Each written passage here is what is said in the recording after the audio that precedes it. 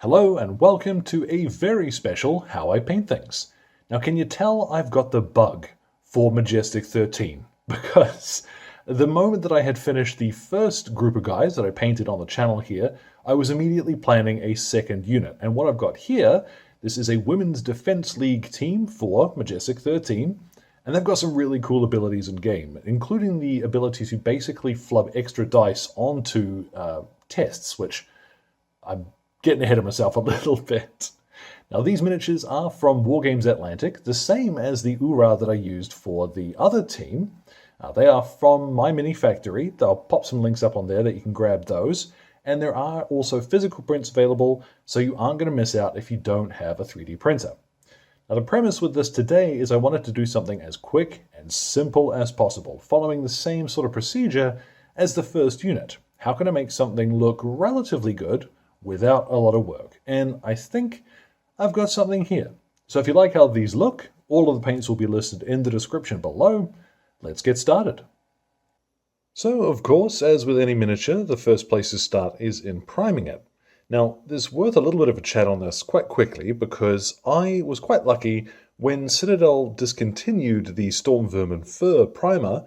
I picked up a couple of cans of that, and that is what I've used here. But that not being available anymore, what you could do instead, if you want to replicate this finish exactly, then something like Uniform Grey from the Army Painter or Mechanica Standard Grey will work fine. Prime it in that, and then give the miniature a couple of coats of Stormvermin fur from the pot. Now, in retrospect, I might actually have been better off to have used Mechanica Standard Grey. I quite like the uniform color that it has turned out. You would have seen at the beginning. It's got a very faint greenish tint, which is cool.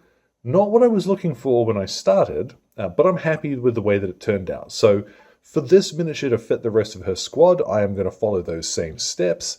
But you might try experimenting on a couple of miniatures and see if you prefer the Stormvermin fur base or a more neutral grey. It's up to you.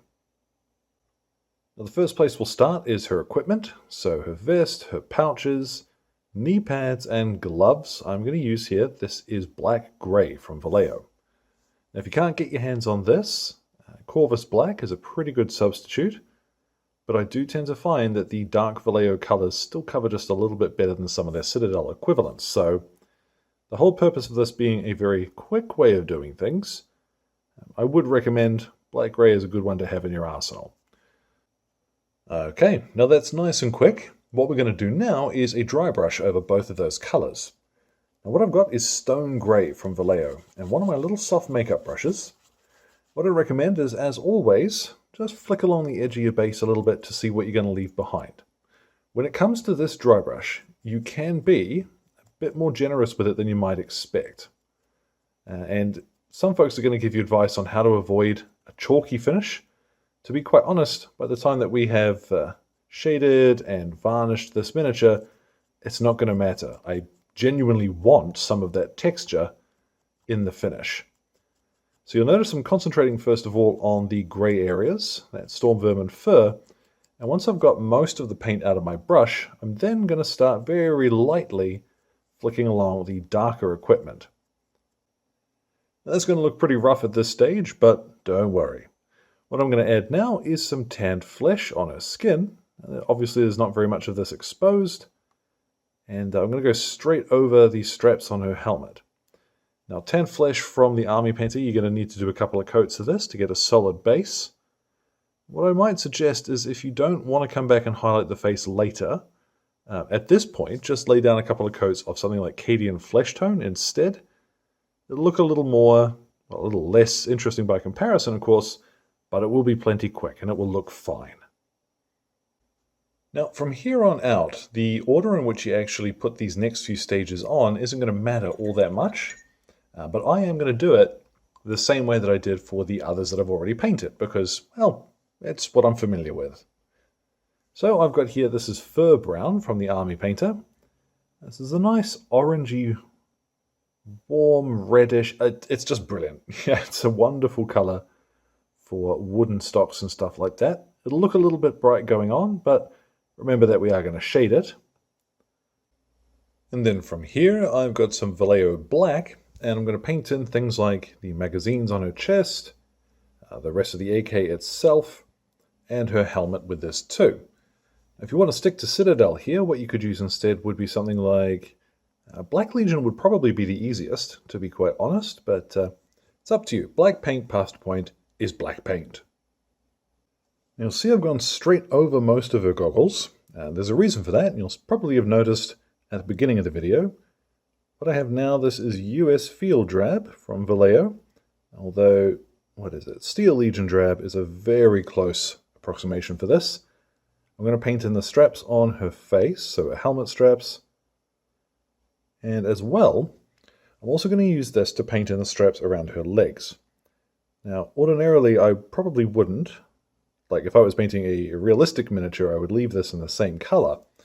But because I want to break up the shape of her leg just a little bit, I figure painting these straps will not hurt. And then very carefully, the last of the base coats I'm going to apply is some Iron Hand Steel, just on the edge here of her visor. Now, if you make any mistakes at this point, you can go back with some black, tidy it up. Now, one last thing is that if you've got anything like grenades, or you want to paint the Javelin missile launcher, I used German Camo Dark Green on mine, but Castellan Green or any dark Army Man green will do the job just fine. And once you've gone ahead and done any tidy up that you need to do, particularly on the helmet, it's time to go ahead and shade her.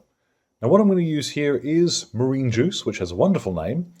This is an old army painting method from the Forge World team of all places.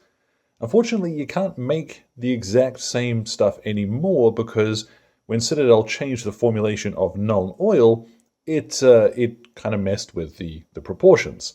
So if you want to make this stuff now, what it is equal parts Lahmian Medium, Reikland Fleshshade, and Army Painter's Dark Tone.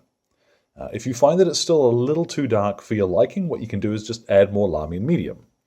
But this being the old stuff, because I've got bottles and bottles of it mixed up, I'm going to apply this over the entire miniature. Being quite generous, making sure that it is in all of the recesses, all the usual, and then we'll come back in about half an hour once this has dried. Now that's not yet perfectly dry, but that's going to give you a pretty good idea of how that looks, and I'm pretty pleased with it. I like, in particular, the way that the uniform comes out. I think that works really well. What we're going to do now is just a couple of highlights. Now, I did mention earlier that there was a way you could skip the face, essentially, just use Cadian Flesh Tone as the base coat, but instead here, I'm going to highlight with Cadian Flesh Tone. Just a little bit on her cheeks, across her top lip. Don't paint in her bottom lip. Leave that, the tanned flesh. And then with some Kislev flesh, we'll pop just a tiny bit of this on the very tip of her nose and across her cheekbones. And then we'll put just a tiny little bit of Carroburg Crimson across her bottom lip.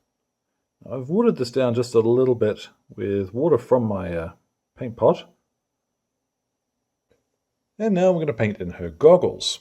Now what I've got here, this is Prussian Blue from Vallejo. This is maybe just a fraction lighter than McCrag Blue, so you could use that as well. There isn't really a right blue for what we're doing here. What I'm going to try and do is paint a little half crescent in the corners of each sides of her goggles. As you can tell, I'm concentrating because I'm whispering, but I am concentrating, so shh. Now don't worry at first if your lines are a little bit too thick, because we can very easily go back with the black and tidy that up, and I'm going to show you how to do that later. What I've got now is a mix. This is a little bit of that Prussian blue with some sky blue from Vallejo. There isn't really a direct alternative to that. Fenrisian grey is quite close in the Citadel range, but what we're going to do is just a tiny wee bit more in the corners. Now I might just have changed my mind actually. I don't think I do need to tidy up that blue underneath. It running a little further into the goggles works quite well. But what I've got now is a tiny wee dot of white, and just right there up in the corner and on the other side of the goggles as well. I'll swing her around, and here what I've got, this is orange brown. This is another Vallejo color, but it is Scrag brown. I'm using this because it was in reach. What I'm going to do is just a few quick lines. I'm not worried if this is a little scratchy and imperfect. I'm going to brighten up the wood on the AK just a little. Now with some of that white from earlier, what I'm going to do is paint in her rank on her chest here. Now I've trimmed off the Ukrainian sigil off of the little shield here, which gives us a bit of space to work for our fictional universe. But I figured this is also a fine place to paint the rank insignia. So the leader of my unit, she's going to be a captain. If you make a big awful mess of that like I did, what you can do is go back with your black grey, fill in the shield again, and try again. Easy as. What I've got now is a proper scraggly old brush, and I have some blue-grey pale from Vallejo. This is one of my favourite dry brush colours for black at the moment. Fenrisian grey is a teeny tiny bit lighter, so you could use that, but be careful how you go. All I'm going to do is lightly catch the top of her helmet, just a few times over the same area to catch that. If you're careful, you can avoid pretty much everything and just put that highlight down where you want it to go. Now with all of that done, pick yourself a matte varnish that you like. I'm using here Instar's Varnish Plus, and go over everything. Try not to let a brush-on varnish pull too heavily, because sometimes it depends which brand you're using and a little of the condition, but if you let them pull really heavily in the recesses, that can be where you get like a weird, frosty, funky, it's not nice. So once you've laid it on thick, just get in and drag it out of anywhere that it looks like it's going to collect too much. And then once that's dried, take yourself a gloss varnish and just blurb a little bit of that over her goggles. One of the reasons for the matte varnish is not just the protective value, but the surface it's going to give us. What I have here is a B pencil. I'm just buffing along the metallic stuff to catch the very edges of it, and you'll get quite a nice, subtle, very realistic metallic finish there. And then finally, last thing to do is, with a little bit of PVA and some sand, pop a base on her. And I'll include the recipe for that one in the description. Let's get a look at what she looks like with the rest of her squad, all finished. And so, there at last, our Women's Defense League team for Majestic 13 is complete. And I really had so much fun painting them. It's part of the reason I wanted to do this video at all, is when I started laying down the colors for the first couple of miniatures, I realized I was onto something. And I figured, I talk a lot about easy wins, but it has been a while since doing something this deliberately simple. So, there we have it. Something a little bit of fun, nice and quick, and in total, this took me, the whole squad took me about 2 hours. So even if you've got limited hobby time, or you've got littlies running around that disrupt the process, there's lots here that you can walk away from and come back to later on. So yeah, really recommend keep it simple.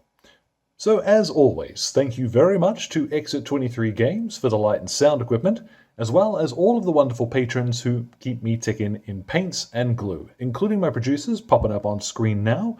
Thank you very much to all of you other folks that make this possible. If you've got any questions or anything, feel free to drop them in the old comment box below.